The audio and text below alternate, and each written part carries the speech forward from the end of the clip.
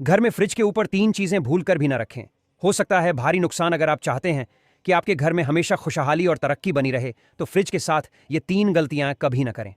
आइए जानते हैं कौन सी 3 चीजें फ्रिज के ऊपर नहीं रखनी चाहिए। लेकिन जानने से पहले, हे मां लक्ष्मी, जो कोई भी कमेंट में जय मां लक्ष्मी लिखकर वीडियो को लाइक और चैनल को सब्सक्राइब करेगा, उसकी हर मनोकामना पूरी करना।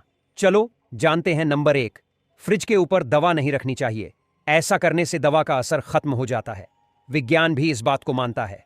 नंबर 2, घर में शांति और सद्भाव बनाए रखने के लिए फ्रिज को हमेशा पश्चिम दिशा की ओर रखें। नंबर 3, वास्तु के मुताबिक फ्रिज के ऊपर धन और सोना नहीं रखना चाहिए। ऐसा करने से कारोबार में नुकसान हो